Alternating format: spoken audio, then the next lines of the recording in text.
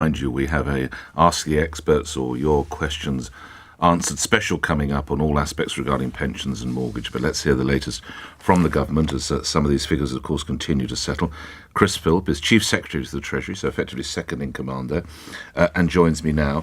The figures are truly mind-boggling. Almost £1 trillion wiped off the value of our pensions. The bank having to spend £65 billion to avert pensions collapse. This is all down to the fiscal incompetence and near criminal responsibility of that shocking budget on Friday, isn't it? Good morning. Good morning, Nick. Nice to see you too. No, I don't think it's you can attribute it in that way. We've seen for the last few months moves in global financial markets, largely caused by Putin's illegal invasion of Ukraine. Just a few days ago, we saw the Bank of Japan exceptionally intervening in the yen-dollar markets. So we've seen all kinds of things happen around the world. We've seen interest rates rising around the world. In fact, over the last 6 or 9 months, in some countries like the USA, actually rising more than they have here in the United Kingdom. Is that the best you and your team? That's the best you and your team have got, is it? So I don't accept your characterisation. The plan that the Chancellor set out on Friday is a growth plan to get the economy growing. He and the Prime Minister also decisively intervened in the energy crisis, because you will have been reporting in the last few weeks the prospect of energy prices going up to £6,000 or £7,000 a year, owing to Putin's invasion of Ukraine, and the government has intervened to stop that happening. The average household now won't see a bill more than £2,500 in addition to up to £1,200 of support. They nearly saw their pensions go down the gurgler. Perhaps I can read to you a couple of headlines. These aren't tabloid newspapers. The Times: the government's culpable failure to acknowledge the constraints on public borrowing has resulted in swift financial crisis and political humiliation. You'll see no mention of the word Ukraine. The Financial Times: do bear with me. To borrow from Ernest Hemingway, a government loses credibility gradually, then suddenly. The UK has proved a textbook example. Since Kwasi Kwarteng's reckless mini-budget last Friday, the pound touched an all-time low against the dollar, gilt yields surged, banks scrambled to pull mortgage products, and the IMF issued a scathing rebuke of the Chancellor's plans. Chief Secretary, no mention of Ukraine, total mention of Kwasi Kwarteng in the budget. Stop treating my listeners as fools. This is down to your boss's work, and it needs to be changed, doesn't it? No, well, if you listen to the reaction of British business organisations to Kwasi Kwarteng's growth plan on Friday, like, for example, the Confederation of British Industry, the CBI, the Federation of Small Businesses, the British Chambers of Commerce, they all strongly welcomed the growth plan, and they are the organisations that represent do you British think they businesses. Strongly welcome the collapse of their pension funds? Just bear with me as I bore with you.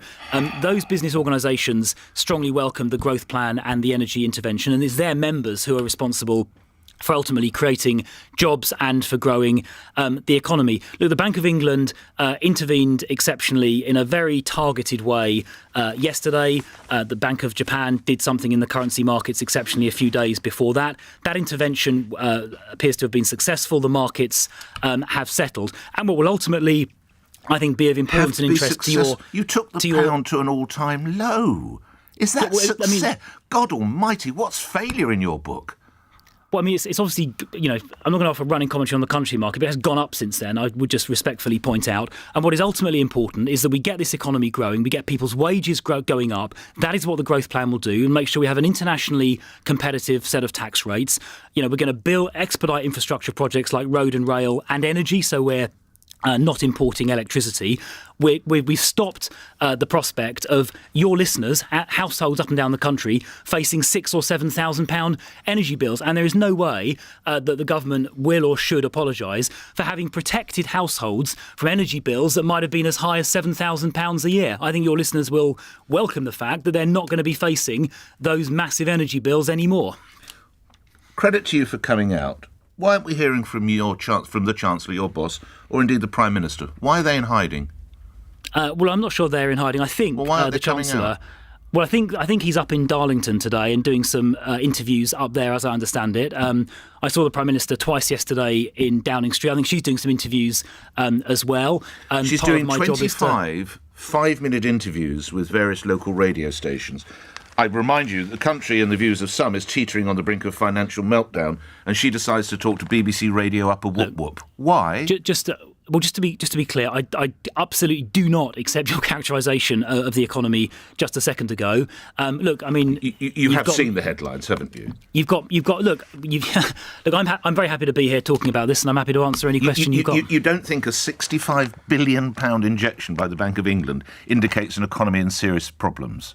Look, they were making a very targeted, time-limited intervention. There was a particular idiosyncrasy to do with the way that particular pension vehicles used long-dated gilts. It was a very targeted, very specific intervention to address that issue, which they've successfully done independently. Of course, the Bank of England act independently, and they're not the only central bank to have had to make an intervention. Like I said, the Bank of Japan intervened in the yen-dollar market just a few days ago. OK. This is a crisis, though. You accept that? Or you say that this was all part of the plan on Friday, was it? Look, I don't accept the word crisis at all. There's been in the last 6 to 9 months. Just in the last 6 to 9 months, the financial markets have been in some volatility around the world. Interest rates around the world have been going up. In some other countries, like the USA, more than they have in the United Kingdom.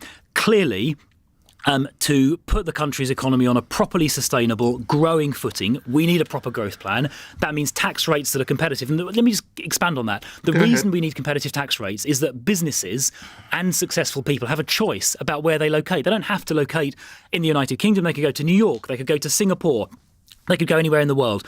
We want to make sure they come here, they invest here, they create new jobs here in the United Kingdom. That is why competitive tax rates are important, combined with the so-called supply-side reforms, which mean reducing regulation on businesses, investing in infrastructure, investing in domestic energy production for obvious reasons.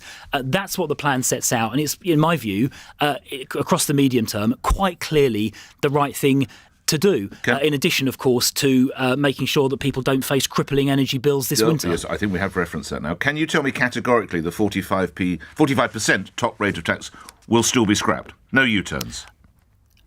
Yes, because what I just made the case a second ago for why competitive rates of tax are important to make sure this country is internationally competitive against whether it's New York or Singapore or wherever it may be in the world. We need to be competitive. Why are we not allowed to see the OBR report, Chief Secretary? You will see the OBR report when they produce it on the 23rd of November, and there'll be another one. There'll be a second one accompanying the spring budget. Why do we have to wait effectively 2 months, Chief Secretary?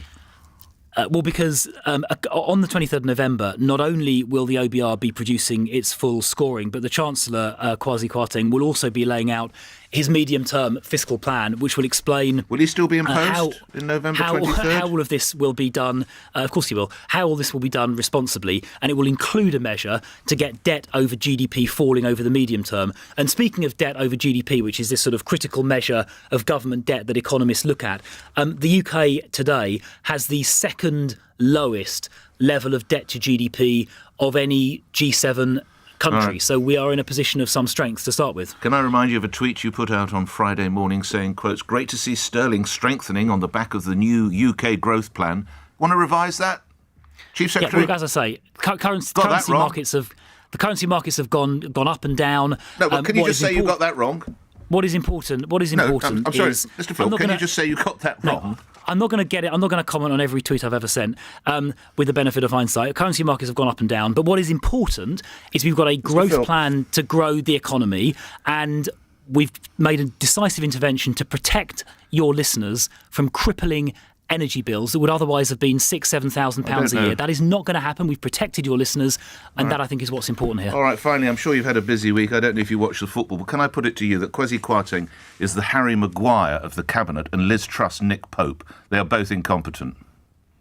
No, I don't accept that. I've already explained why I think the growth plan and the energy intervention to one protect gives the your ball away in listeners... midfield and the other can't hold on to it. That's the truth of the matter, isn't it? Kwarteng and Truss, Maguire and Pope. I don't accept that. And by the way, I think Nick Pope and Harry Maguire get a bit of a tough time. I play in defence when I play on a Sunday, and it's not always easy being in defence. And I think you're being a bit tough on Harry Maguire there. Well, he gave the ball away outside their goal, as I recall it. But thank you for your time. Always good speaking with Conservative MP, Chief Secretary of the Treasury, Chris Philp, appearing here on LBC, where the time is 8 o'clock. News is next. On your radio, on Global Player, and Play LBC. Leading Britain's conversation. This is LBC.